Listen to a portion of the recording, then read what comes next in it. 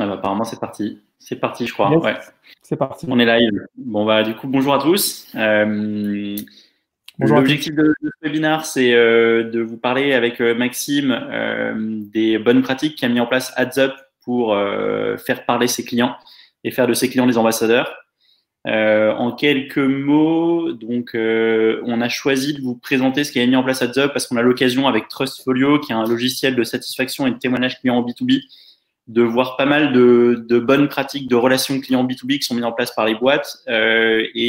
Parmi les 130 clients qu'on a aujourd'hui, AdsUp, ça fait vraiment partie aujourd'hui des super bonnes écoles, en tout cas des super bonnes entreprises qui font vraiment ça très, très bien.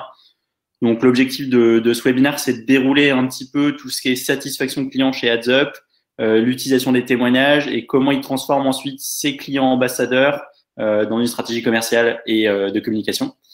Donc, Maxime, est-ce que tu peux peut-être déjà commencer par nous en dire un petit peu plus sur AdsUp, s'il te plaît? Oui, avec plaisir. Bonjour tout le monde. Donc AdsUp est aujourd'hui le premier cabinet indépendant de France spécialisé en stratégie et optimisation de campagnes search, donc SIA, social ads, donc SMA, et aussi display programmatique. Donc on accompagne de nombreux annonceurs. Ça va de la start-up à de très grandes entreprises sur leur stratégie d'acquisition et le conseil stratégique, avec un portefeuille majoritairement composé de e-commerçants, à plus de 50%. Voilà dans les grandes lignes. Top. Vous êtes combien aujourd'hui chez AdsUp? Juste ça permet de situer aussi un petit peu le… On a une soixantaine de collaborateurs aujourd'hui chez AdsUp. Donc ça commence à faire pas mal. On a été créé en 2012. Donc voilà, c'est une réussite sympathique et on espère que ça va durer le plus longtemps possible. Ok, top. Alors du coup, pour répondre à la question qu'on s'est posée au début de ce webinaire, qui est comment activer ses clients ambassadeurs, notamment dans l'objectif de préparer la reprise, ce qu'on vous propose, c'est d'aborder trois grands points. Le premier point, ça va être vraiment comment on détecte ces clients ambassadeurs, quelles sont les bonnes pratiques pour justement arriver à identifier ces clients qui sont prêts à prendre la parole pour soi. Ensuite, dans un deuxième temps, on va un petit peu parler de comment faire témoigner ces clients ambassadeurs pour une communication réussie. Et puis, dans un troisième temps, on va aller plus loin. Comment on peut ensuite activer tout ça et utiliser ça dans une logique d'acquisition, notamment de nouveaux clients. Donc, ce que je te propose peut-être pour commencer, Maxime, c'est de nous parler un peu de votre stratégie. Et exactement, très bonne remarque d'Edgar. Vous pouvez aussi poser vos questions directement donc, dans le chat ou dans l'onglet questions. L'idée, c'est que ça soit interactif. Donc, on n'est pas là pour forcément avoir un déroulé, mais l'idée, c'est aussi qu'on puisse répondre à vos questions. Donc, n'hésitez pas. Pour commencer, du coup, je voulais que tu nous décrives un peu, toi, aujourd'hui, le process de satisfaction client de côté AdsUp. Comment vous arrivez à détecter les clients qui sont contents, pas contents? Est-ce que tu peux nous en dire un peu plus là-dessus? Yes, alors écoute, pour être très pragmatique, nous, chez AdsUp, on interroge nos clients. On est très, très sensible à la relation client et à la satisfaction client surtout. Donc, c'est important pour nous de savoir si les clients sont satisfaits ou pas, sachant que le bouche à oreille joue énormément quand on fait de la prestation de conseil. Donc, on a mis en place un process de mesure, pour ainsi dire. On va appeler nos clients, donc déjà tous les nouveaux clients sur le premier mois de prestation. Au bout d'un mois, on appelle et on réalise des enquêtes de satisfaction sur est-ce que la prestation est suffisamment qualitative, est-ce que l'équipe qui a été déployée sur le dossier en question est suffisamment réactive, suffisamment proactive, et on demande en fait à nos clients de laisser une note qui peut paraître un peu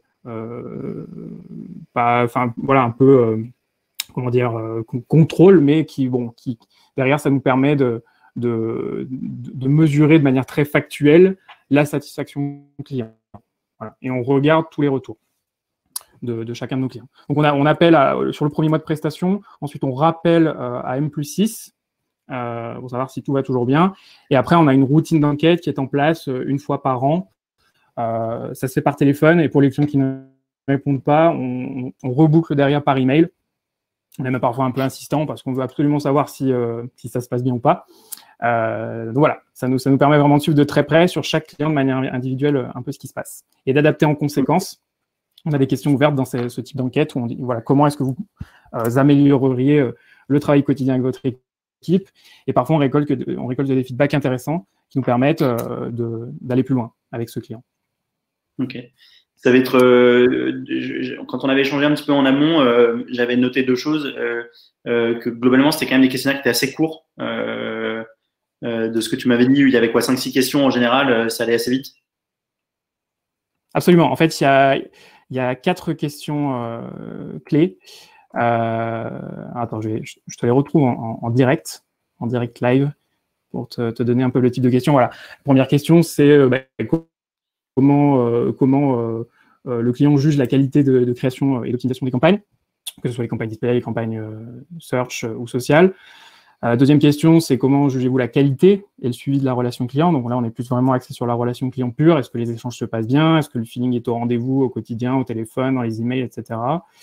Troisième question, c'est quelles sont les améliorations qu'on pourrait apporter. Donc là, c'est vraiment question ouverte et on récolte tous les feedbacks. Et quatrième question, c'est de noter entre 1 et 20 la prestation de l'agence, donc d'AdsUp, et de l'équipe qui s'occupe du dossier. Voilà. Donc, voilà, je te donne de manière très transparente le type de questions. Voilà, et ensuite, ça, c'est pour le côté process et enquête, j'allais dire automatique, sachant que c'est un prestataire externe qui s'en occupe pour ne pas biaiser les réponses, parce que si c'est la direction qui appelle ou l'équipe en elle-même, le client ne va pas forcément toujours oser dire ce qu'il pense dans le moindre détail. Ouais, on est moins sûr que le feedback est totalement transparent. Et derrière, ça nous permet de faire du one-to-one et d'adapter notre prestation. Ok, donc ça, c'est vraiment, c'était une volonté forte pour vous d'avoir quelqu'un d'externe qui s'occupe d'aller collecter ce retour d'expérience. Je pense que ça répond à la question d'Aurélia, qui est votre interlocuteur. Donc, tu as ta personne externe qui va faire l'enquête. Et du coup, côté client, tu vas interroger l'intégralité des personnes avec qui tu es en interaction, ou tu vas choisir, je sais pas, celui qui est responsable du budget, le décideur, comment ça se passe, tu choisis qui dans tes interlocuteurs qui t'interrogent? Alors, sur les interlocuteurs, les interlocuteurs les clients que l'on appelle, ou les interlocuteurs qui font le questionnaire? Dans les clients que tu appelles, tu vas choisir qui? Tu vas choisir celui qui est à le porte-monnaie ou celui avec qui tu fais la mission? Comment tu interroges tout le monde, ou comment ça se passe? Ah oui, en fait, tous les clients sans exception sont interrogés, sans exception. Il y a ce process vraiment qui est établi à M+1, M+6 et ensuite annuellement. Et ça, c'est vraiment pour le côté, j'allais dire, rigide un peu du process qu'on a mis en place pour récolter de manière automatique les feedbacks.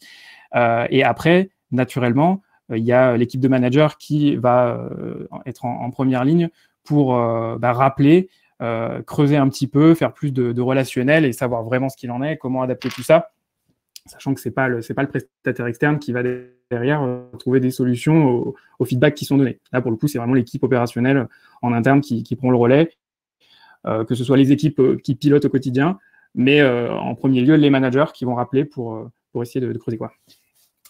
Ok. Tu me disais quand on avait échangé que vous aviez mis cette démarche en place assez tôt chez AdsUp. Pourquoi c'était important pour vous de mettre en place cette démarche de satisfaction chez vous? Parce qu'on est vraiment une boîte de conseils, prestation de conseils, donc on se veut le plus qualitatif possible. Et nous, voilà, encore une fois, le miroir de notre réussite, c'est ce que les clients peuvent en dire. On préfère que ce soit les clients qui témoignent d'une satisfaction envers AdsUp plutôt que nous-mêmes en interne de dire qu'AdsUp est génial, comme je te le disais quand on a préparé un peu le call. Donc, c'est vraiment la parole du client qui compte et on mise tout dessus. C'est-à-dire si un client mécontent, il y a cette statistique-là, je crois, de mémoire, un client mécontent, on va en parler peut-être à 10, là où un client content, on en parlera qu'à 1 ou 2 personnes autour de lui. Donc, c'est très important d'avoir que des clients hyper satisfaits de ce qu'on fait. Donc, tout de suite, si jamais ça ne va pas dans le bon sens, particulièrement au début de collaboration, de tout de suite corriger le tir pour faire en sorte que tout le monde soit satisfait. C'est vraiment... ça fait partie de la qualité du service que l'on délivre. En tout cas, c'est la vision qu'on en a chez AdsUp. Si je comprends, c'est un mix entre toi, ton métier, c'est du conseil, donc du coup, absolument, garder une qualité maximale, et tu sais que derrière, ça va être bénéfique pour toi et que ça va te générer du bouche à oreille, que ça va te générer du business si tu maintiens un niveau de satisfaction et de qualité optimale. Absolument, absolument. Il faut que chacun soit satisfait. On ne peut pas se permettre d'avoir des clients mécontents. Très clairement, on fera tout pour que tout se passe bien, que les performances soient au rendez-vous, que l'équipe, c'est aussi une question de relationnel, hein, souvent, c'est est-ce que l'équipe en face match correctement avec le client, est-ce qu'elle est suffisamment proactive, voilà. On essaye de faire en sorte que tout le monde soit le plus satisfait possible.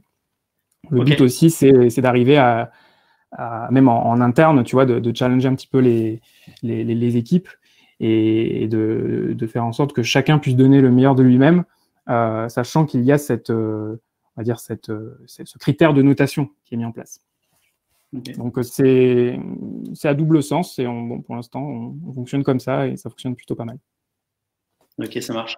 Et donc du coup sur la partie détection des ambassadeurs, donc tu as quand même un suivi de la satisfaction qui est assez présent. Donc comme tu disais, premier mois, M+6 puis chaque année. Et si on s'arrête sur la détection des ambassadeurs, tu me disais que vous vous fiez à ça, mais pas que, qu'il y avait aussi le relationnel du consultant avec le client qui te permettait d'affiner un peu tiens, celui-là est vraiment un client ambassadeur. Oui, complètement. En fait, les clients ambassadeurs, on va les détecter tout, mais il y a aussi simplement l'écho en interne qu'on peut en avoir. Ça, c'est plutôt le suivi de terrain d'un client satisfait qui va en parler à son équipe, l'équipe qui va nous le remonter.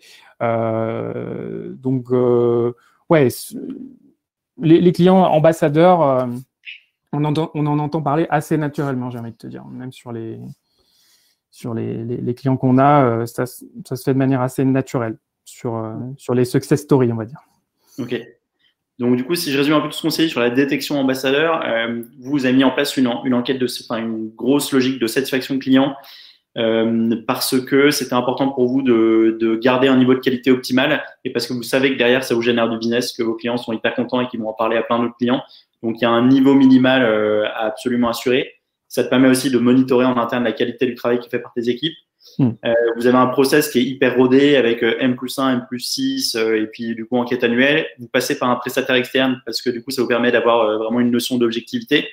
Et pour détecter vraiment les ambassadeurs, vous ajoutez à toute cette partie hyper formelle aussi du contact terrain avec vraiment du relationnel qui vient s'ajouter et qui permet d'ajouter du qualitatif au quantitatif que vous pouvez avoir. Il y a une question qui est assez intéressante et qui va nous permettre d'enchaîner sur la deuxième partie qui est vraiment comment ensuite on fait témoigner ces clients ambassadeurs. Donc, c'est bien de les avoir identifiés. Maintenant, il faut les utiliser pour qu'ils parlent de votre marque. On va embrayer. Du coup, la question, c'est est-ce que tes clients ils répondent facilement à tes enquêtes? Ouais, c'est une bonne question. Certains ne répondent pas, hein, pour être très clair. C'est pas la majorité, mais parfois on n'arrive pas à avoir de réponse téléphonique. À ce moment-là, c'est le manager de l'équipe concernée qui prend son téléphone et qui passe un coup de fil pour faire l'enquête, même si c'est moins objectif du coup. Enfin, c'est moins objectif. Si le client est transparent, voilà, on aura des réponses fiables. Hein. Mais voilà, on prend le relais. Et après, si vraiment il n'y a pas de retour par téléphone, on envoie un mail avec la liste des questions et on demande gentiment si on peut avoir un feedback aux 4 questions par retour écrit. Voilà. Et là, généralement, on a le retour. C'est souvent qu'ils n'ont pas forcément le temps ou voilà, c'est souvent un manque de temps de faire ce type d'enquête. Même si en soi, c'est pas très long. Hein. En une dizaine de minutes, on a fait le tour et on a déjà une première idée de la satisfaction. Ce que tu dis en sous-jacent, qu'il ne faut pas hésiter à faire une relance parce que ça permet de collecter justement un petit peu plus de données qu'on n'aurait pas eu si on n'avait pas fait cette relance-là aussi. Ouais, on préfère avoir vraiment un feedback toujours. Un client sur lequel on n'a pas eu de feedback, on est toujours dans l'incertitude. Alors même si on voit en interne que ça se passe a priori bien, c'est important d'avoir un feedback en direct du client, ne serait-ce que pour la partie relationnelle.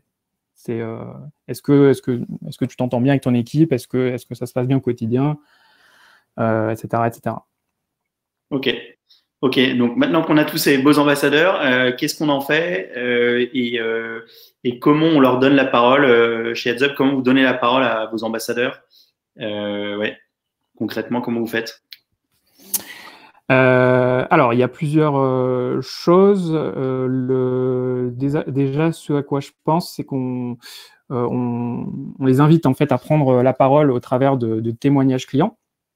Donc, sous plusieurs types de formats. Il y a le format témoignage vidéo. On réalise des vidéos presque de case study, mais plutôt de témoignage client, ou au format individuel avec un seul et même client qui est mis en avant, ou format collectif où on va avoir une série de clients qui témoignent de leur expérience avec AdsUp. Donc elles sont sur notre site adsup.fr, on les affiche publiquement. On passe justement par vos services chez Trustfolio pour demander à nos clients de nous laisser des feedbacks aussi.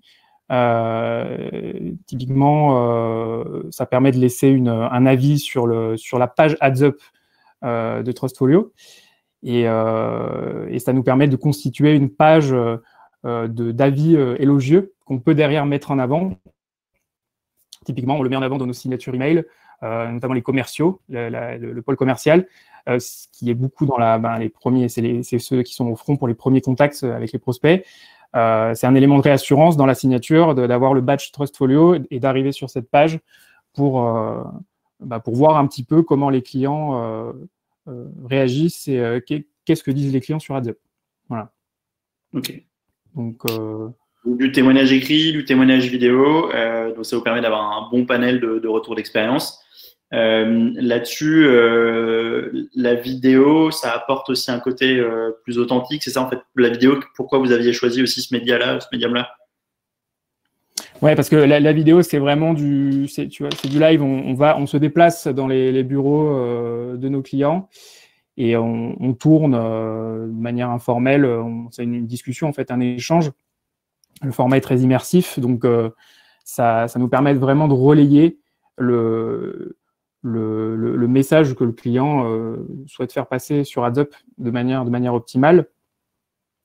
Et on a même, tu vois, une page dédiée sur le site même où on met en avant ces vidéos, quoi. On met en avant ce contenu. On préfère encore une fois que ça vienne de l'extérieur et que ceux qui ne connaissent pas AdsUp trouvent au travers de ce vivier de clients qui témoignent de bonnes raisons de venir parce qu'ils voient que d'autres sont satisfaits. Et d'ailleurs, on laisse la possibilité à quiconque le souhaite de rentrer en contact avec ces clients-là. On a une page sur le site aussi, dans le menu à droite, sur les case studies. On a les différents témoignages clients qui s'affichent. Et en bas, il est possible de nous solliciter pour rentrer en contact avec une de nos références clients pour échanger directement avec lui. Donc, bien sûr, on demande l'autorisation à nos clients en amont. Si un tel nous contacte, par exemple, pour nous dire « j'aimerais bien parler à Nocibé », par exemple, on va demander à Nocibé s'ils sont OK pour qu'on communique leur numéro de téléphone ou leur email à la personne qui nous l'a demandé. Et derrière, ça permet directement de les mettre en relation et d'échanger. Donc ça, c'est important qu'il y ait l'opt-in avant que tu demandes quand même à ton client s'il est d'accord avant de faire la mise. Complètement. OK. Ouais. On ne donne pas les coordonnées comme ça dans la nature. On demande avant l'autorisation et ensuite on communique si les clients sont OK. OK. Donc pour l'instant, là, ce qu'on s'est dit, c'est en gros la stratégie, c'est qu'une fois que tu as tes clients ambassadeurs, l'objectif c'est d'arriver à tout prix à les faire entre guillemets témoigner. Et pour ça, tu as plusieurs moyens d'utiliser, entre guillemets, de les utiliser en tant qu'ambassadeur. Tu as le témoignage écrit. Pour le coup, là-dessus, vous passez par Trustfolio. Tu as le témoignage vidéo, donc pour le coup, qui permet de garantir un peu une expérience supplémentaire avec ton client. Tu crées encore plus de liens. Et puis ensuite, tu as aussi carrément la prise de référence. Donc, tu permets à tes prospects d'échanger directement avec tes clients via une mise en relation par mail qui est soumise à leur validation. J'avais noté quand on avait échangé que vous faisiez aussi des cas clients sur cette partie-là. Comment ça se passe? Complètement. On fait des cas clients, donc des case studies. Là, pareil, alors il y en a qu'on affiche publiquement idem pour les clients qui nous ont donné l'autorisation de communiquer sur les chiffres sur le site internet. On en a d'autres qu'on garde pour nos présentations, restitution d'audit, présentation de l'agence sur les modèles de présentation. Et ensuite, on adapte bien sûr les case studies que l'on présente en fonction des secteurs. Si on est sur un prospect dans le secteur voyage, par exemple, on va plutôt montrer les références qu'on a dans le voyage, etc. etc. Donc là, idem, au-delà du client qui va témoigner pour dire « je suis satisfait d'AdsUp », c'est « ok, il est satisfait, mais en plus de ça, regardez les chiffres qu'on a fait avec ce client, c'est pas du bullshit, entre guillemets, on a vraiment, en termes de performance, été plus loin. on a eu de la croissance sur le chiffre d'affaires, on a un meilleur ROI, on a un meilleur coût d'acquisition, etc., etc. On traduit ça au travers des case studies qui sont un petit peu la vitrine du travail qu'on fait au quotidien, quoi. Encore une fois, pour les clients qui acceptent de dévoiler une partie de leur data en externe. Pas de leur data. C'est des chiffres type pourcentage de croissance, etc. Il n'y a jamais de données strictement confidentielles. Donc, en gros, si je résume un peu, là, j'ai l'impression que toute votre stratégie communication marketing, elle est tournée autour du retour d'expérience client. Tu l'as un peu évoqué, mais je veux bien qu'on creuse les raisons, parce que c'est un choix qui est quand même assez fort de se dire on va communiquer que à partir de nos clients. Pourquoi vous avez choisi cette stratégie de vous dire on prend les clients, on les fait parler et c'est eux qui vont naturellement vendre la solution. Pourquoi vous avez fait ce choix-là? On pense que les clients sont vraiment les meilleurs ambassadeurs qu'on peut avoir. C'est le client, quoi. C'est pas, on a beau faire toute la publicité du monde sur YouTube, sur le display, sur Google et faire parler de nous. Si derrière c'est pas du solide et c'est pas de la satisfaction qu'on délivre, ça fera pchit.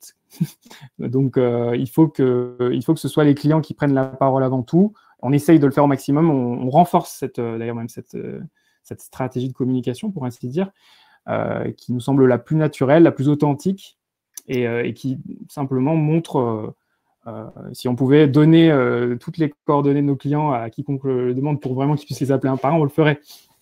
Mais bon, voilà, on demande l'autorisation avant. Mais voilà, encore une fois, pour nous, c'est la meilleure preuve c'est la meilleure publicité possible. Okay. De notre point de vue. Ok, ça marche. Et je vais rajouter un peu de théorie à ce que tu dis. Globalement, aujourd'hui, en B2B, à peu près 66% des dirigeants font confiance à la recommandation. C'est-à-dire qu'en fait, avant la décision d'achat de bosser avec vous ou pas, ce qui va être clé dans le processus de décision, ça va être la recommandation pour plus de 2/3 des dirigeants. Donc ça, c'est la première stat qui vient corroborer un peu ce que tu dis. Et la deuxième stat, c'est que globalement, aujourd'hui, les prospects vont toujours aller regarder sur votre site avant même d'engager un échange avec vous ou en échangeant avec vous. Ils vont avoir besoin de ces retours d'expérience de pair. Et donc, le fait d'avoir fait tout ce travail, en fait, de collecter du témoignage, de retour d'expérience client, etc., je pense que ça doit vous permettre, dans votre process de conversion, d'avoir tous les arguments qu'il faut et que la personne puisse piocher un peu ce qui lui va et ce qui lui correspond, d'avoir des retours d'expérience de pair. Et ça, les stats montrent que globalement, 9 personnes sur 10 vont aller sur votre site avant même de vous contacter. Donc, c'est hyper important d'avoir bossé cette partie-là. C'est un peu de théorie au-dessus de l'intuition que vous avez eue sur la communication. Je me permets de compléter, c'est très chronophage de le faire parce qu'on peut s'arrêter, comme beaucoup le font, à afficher le logo des plus belles références qu'on peut avoir et après d'aller chercher le témoignage, d'aller se déplacer avec une équipe de tournage pour faire quelque chose d'un peu plus présentable et d'un peu plus authentique. Ça prend du temps, mais on est convaincu que c'est le plus rassurant possible. On l'a fait avec Corsica Ferry, on l'a fait avec des marques comme Vuarnet, The Couples, etc., etc. C'est hyper intéressant ce que tu dis aussi parce que ça montre que globalement, on a toujours un peu d'appréhension à demander des retours d'expérience à ses clients. On se dit ce qu'ils vont accepter de le faire, ce qu'ils vont. Oui. Les grands clients, les grosses marques le feront pas, ils sont dans des grands groupes, ils prendront pas le temps, etc. Et en fait, ce que j'aime bien aussi, c'est que vous êtes la preuve que en fait, n'importe qui est prêt à témoigner du moment que c'est fait dans les bonnes conditions, quoi.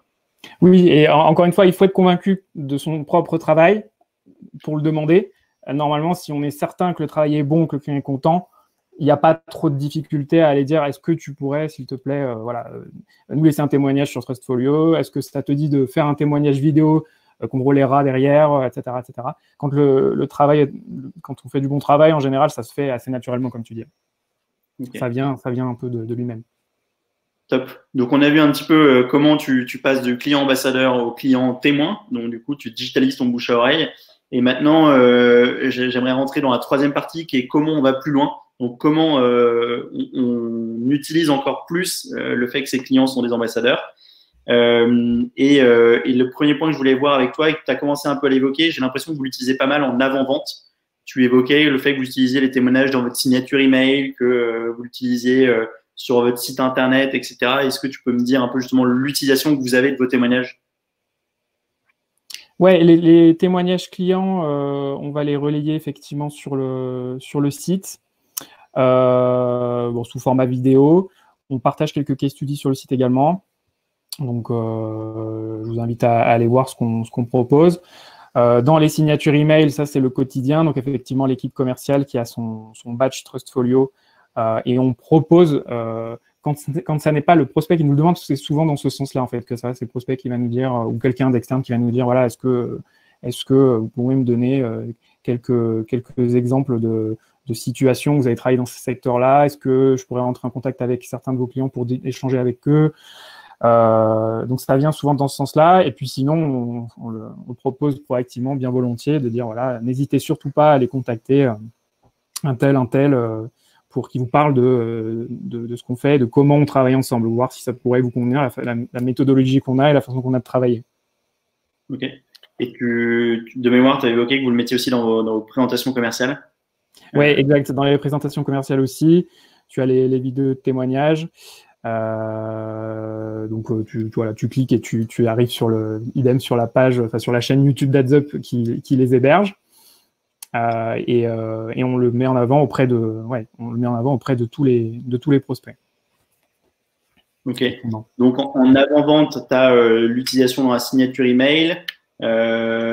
Principalement. Après, du coup, en conversion sur ton site, tu vas avoir du coup en page d'accueil une page client dédiée et puis du coup l'utilisation en presse commerciale, c'est ça? Ouais, exactement. Exactement. Okay. Il y a un truc que j'ai trouvé assez bluffant sur votre site qui correspond à ce qu'on s'est dit sur la prise de référence. On peut carrément sur votre site demander à rentrer en contact avec un de vos clients. Ouais. C'est du direct, on n'a peut-être jamais échangé. Ça, je trouve ça assez incroyable. Est-ce que tu peux nous expliquer un peu ce process-là? En fait, on allait au-delà dans les emails. Je vous propose d'aller, voilà. Là, c'est vraiment public. C'est sur la page Case Study, en bas, il y a un petit formulaire. Vous souhaitez rentrer en contact avec un de nos clients, faites-nous la demande. Et ça nous arrive parfois de recevoir des demandes de l'externe pour ceux qui souhaitent être rassurés. Donc, on demande la permission à quelques clients de communiquer les coordonnées et derrière on envoie s'ils sont OK. Ok. Il y a une question qui est assez intéressante. On pourra revenir juste après sur le côté transparent des messages qui sont véhiculés par les clients. Je pense que la question en sous-jacent, c'est le fait de maîtriser un peu tout ça. Est-ce qu'on perd pas un peu de véracité dans tout ça? Qu'est-ce que tu en penses, toi? Les messages se veulent, je trouve, assez honnêtes. Enfin, il faut regarder un peu les témoignages. C'est des messages, je trouve, assez naturels. En tout cas, la façon dont l'échange se fait pendant le tournage est assez naturelle. C'est dans les bureaux du client. Donc, non, sur la transparence, ce qui est peut-être un peu moins transparent, c'est plutôt les chiffres, parce que les clients sont plus réticents souvent à communiquer leurs chiffres qui sont des données sensibles quand même, tu vois, de chiffre d'affaires, de croissance, voilà, et on se met bien d'accord sur qu'est-ce que souhaite communiquer en amont avant le tournage, et voilà, pour être certain de ne pas dévoiler d'informations qui, concurrentiellement parlant, pourraient leur porter préjudice, quoi. Voilà, c'est plutôt sur les données clients qu'on essaie de bien maîtriser. Après, sinon, la parole est donnée de manière très transparente sur le discours client. Il n'y a pas de trame particulière, j'allais dire. Ok, ça marche. On viendra, Aurélia, on reviendra sur la question des couacs après.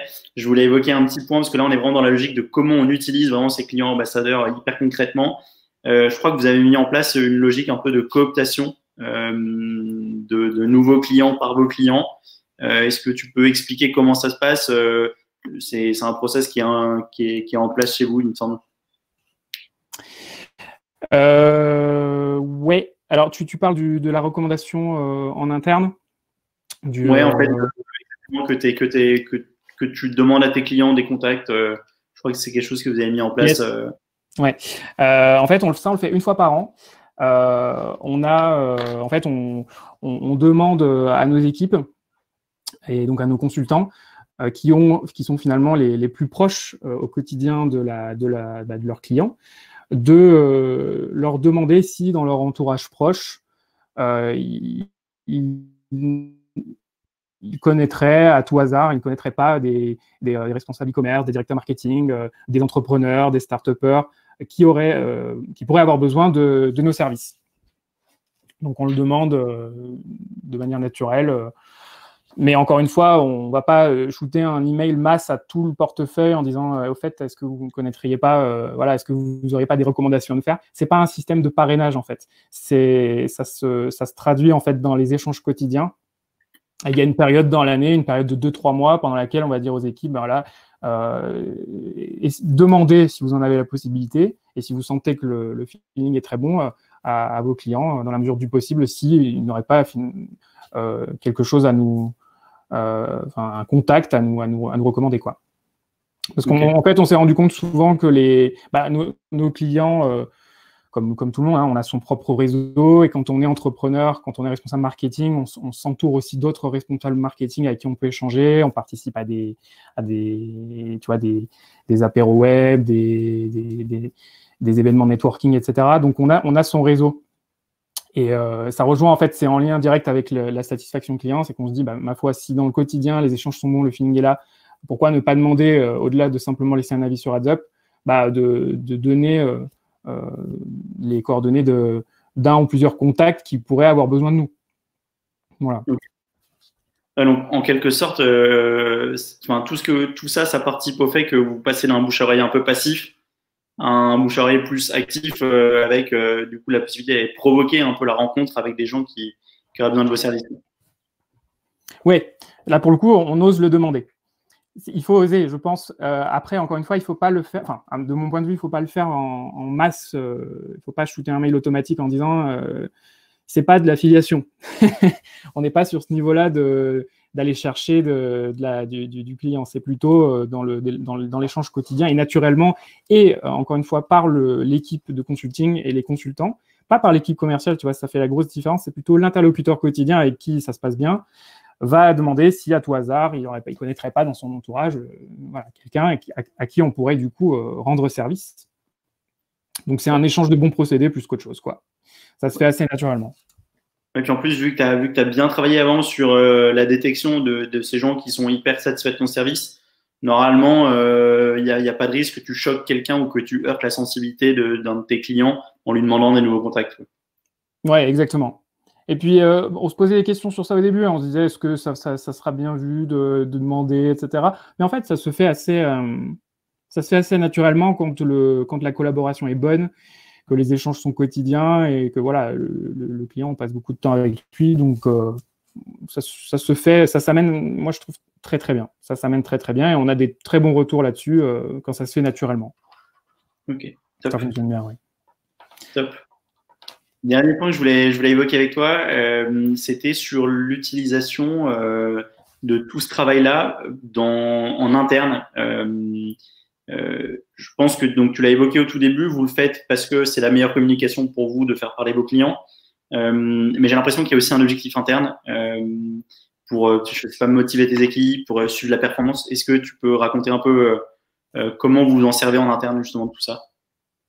Ouais, déjà, tu vois, tout ce qui est enquête de satisfaction client, ça nous donne un indicateur qui est ce qu'il est. Hein. Une note ne peut pas retranscrire en détail tous les éléments d'une collaboration. Mais bon, ça se veut un critère pragmatique, tu vois, d'une note entre 1 et 20. Et ça nous permet de nous challenger, nous en interne, de challenger les équipes. Et d'avoir aussi une mesure, encore une fois, très pragmatique, qui peut toujours se remettre en question, se discuter, parce qu'une note qui est laissée par un client, tu vois, tout le monde n'a pas le même niveau de jauge quand tu laisses une note sur 20, c'est comme à l'école, donc c'est un petit peu, voilà, mais ça nous permet, voilà, en interne d'avoir un indicateur fiable, ça crée une certaine aussi émulation pour que chacun puisse donner le meilleur de lui-même au niveau de la satisfaction client. Donc nous, derrière, on peut aussi faire des classements, tu vois, des meilleures équipes, on se lance des petits challenges de la satisfaction client en interne, de façon à pouvoir récompenser aussi les meilleures équipes et les meilleurs consultants. Ok, très clair. Donc du coup, il y a aussi un côté un peu récompense pour l'équipe, de pouvoir avoir des super retours.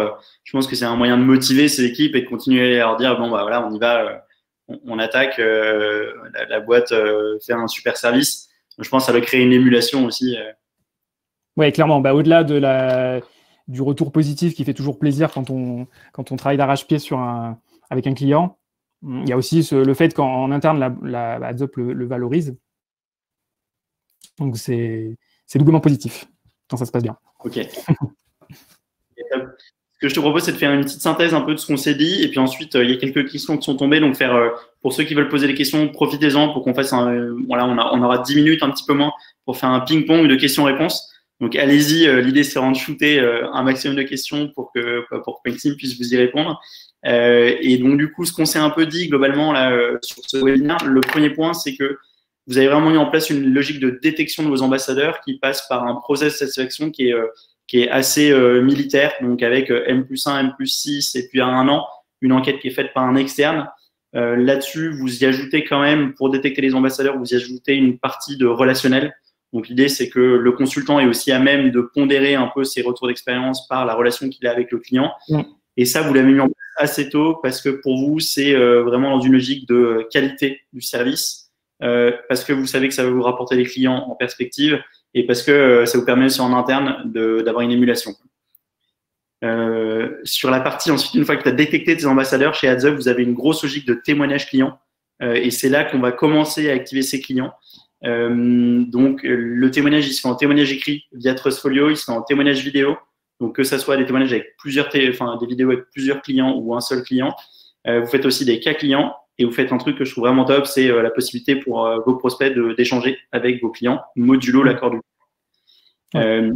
Et en dernier point, donc ça, c'est bien d'avoir tous ces témoignages, mais vous l'utilisez vraiment dans votre stratégie. Donc, il y a l'avant-vente, donc l'utilisation dans les signatures email, l'utilisation dans les emails, dans vos propositions commerciales, et il y a la conversion, donc site internet et du coup, encore une fois, propositions commerciales. Vous allez encore plus loin parce que vous avez vraiment une logique de cooptation. Donc, à chaque fois que vos clients ils sont satisfaits, une fois par an, vous allez leur demander des contacts pour générer du business et passer d'un bouche à oreille passif à un bouche à oreille actif. Et puis, il y a une vraie utilisation de tout ça pour la motivation interne. Donc, faire en sorte que ces clients ambassadeurs et puis toute cette satisfaction, elle booste l'équipe et qu'elle pousse tout le monde dans un sens de plus de satisfaction et plus de qualité. Oui. Du coup, il y a quelques questions qui sont tombées. Qui concerne vraiment la reprise, c'est deux super bonnes questions. La première, c'est est-ce que vous avez prévu une action spécifique de call de vos clients ou de sollicitation de vos clients pour choper de nouveaux leads pour la reprise? Alors, par rapport à la crise, on essaie d'être vraiment très présent au quotidien. De toute façon, crise ou pas crise, on est en contact à minima toutes les semaines avec chacun de nos clients, que ce soit par échange email, le téléphone. On est d'autant plus présent pendant la crise parce que chaque jour qui passe amène de nouvelles infos, de nouveaux mouvements, surtout les retailers. Voilà, est-ce que les boutiques vont ouvrir, pas ouvrir, quand, etc. Comment vous adapter à la logistique. Bon, il y a plein de sujets, donc on se doit d'être encore plus présent. Après, voilà, sur la question, c'était ça ta question de est-ce qu'on va essayer d'avoir de la reco client, c'est ça, pendant le confinement? Ouais, en fait, est-ce que tu changes quelque chose par rapport à ton process avec le confinement et avec la reprise? Est-ce que, par exemple, tu as prévu pour générer plus d'activités je sais pas si tu avais avancé, par exemple, l'appel de cooptation que font tes consultants, est-ce que tu as prévu de le faire juste à la fin du confinement? Est-ce que tu as prévu de changer quelque chose dans ton process des événements? Non, alors pour le coup, la cooptation, les quelques mois sur lesquels on envoie des mails en lien avec la cooptation, on l'a fait avant que ça se passe, donc ça c'est passé. De toute manière, on l'aurait peut-être pas fait pendant cette période-là spécifique du confinement, on aurait peut-être attendu après, donc ça c'est fait. Après, par rapport à la stratégie de communication nous concernant, on reste fidèle à nos valeurs et tu vois, on a publié la deuxième vidéo de témoignage client collectif il y a 2 semaines, je crois, donc c'était pendant le confinement. Et voilà, de ce côté-là, ça n'a pas changé, j'allais dire, nos plans de communication. Ce qui a changé plutôt, c'est vraiment sur l'accompagnement quotidien de nos clients. Et c'est pas vraiment un changement, d'ailleurs, c'est plutôt un renforcement de la présence quotidienne, des échanges, des appels et voilà, qu'est-ce que vous souhaitez faire. Et aussi des questions sur, voilà, qu'est-ce que je dois faire. Les clients nous demandent, en termes de stratégie, qu'est-ce que je dois faire?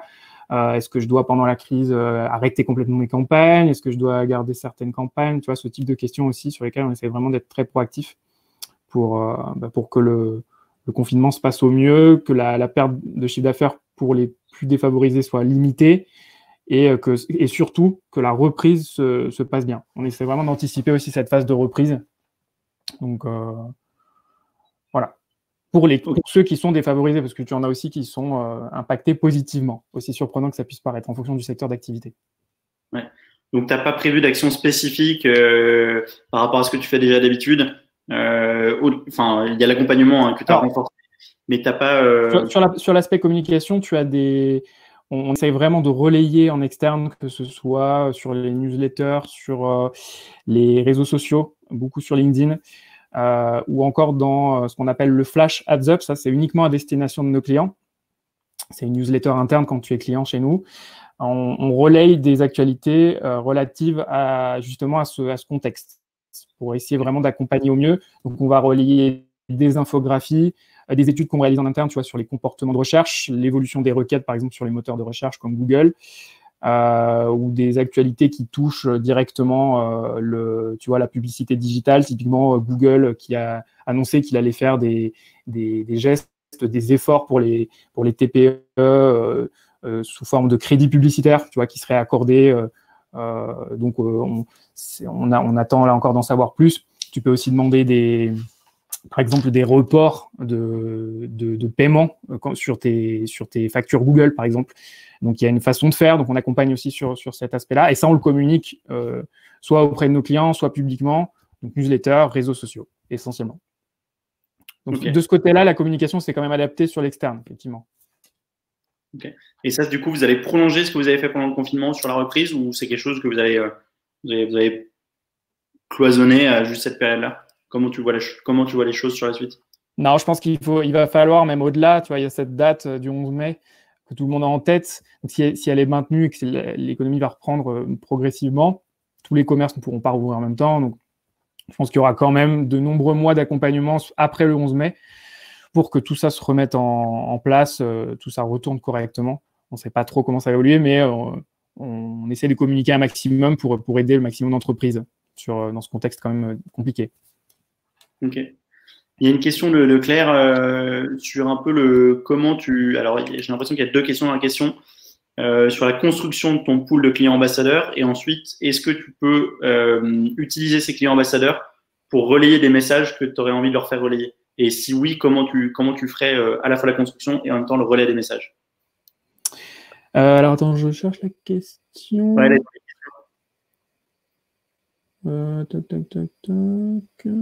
construction des clients ambassadeurs, je trouve pas la question.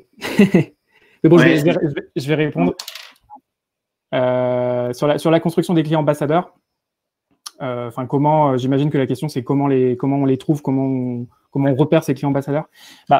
On les repère assez naturellement. Déjà les enquêtes. Donc là, on va voir là où ça se passe très, très, très, très bien. Et après, ça se fait assez naturellement en interne. Quand l'équipe va dire à son manager, voilà, là, j'ai fait plus de temps, le client est content, il y a un témoignage positif par email dans nos échanges. On voit qu'il y a des success stories qui se dessinent grâce à notre collaboration. Donc, ça se révèle assez naturellement en interne, j'ai envie de te dire. Ok. Et après, est-ce que ça vous est déjà arrivé, par exemple, d'avoir une opération ou un nouveau produit, une nouvelle fonctionnalité, une nouvelle offre qui sortait et que vous avez poussé à vos ambassadeurs pour qu'eux la relayent? Est-ce que c'est quelque chose que vous avez déjà fait, ça? Oui. C'est surtout tout ce qui va être alpha et, enfin, je pense à ça comme ça. Après, il y a d'autres choses, mais les alpha et les bêta de Google qui nous sont relayés en premier.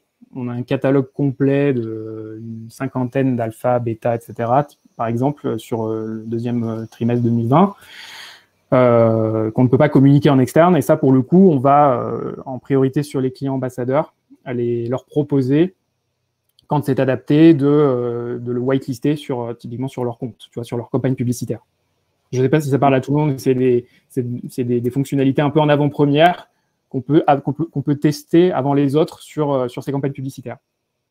Donc, on va contacter en premier les clients ambassadeurs et aussi les autres clients de l'agence, enfin, même les clients de l'agence en général, qui peuvent bénéficier de ces bêtas-là, pour qui ça peut être approprié.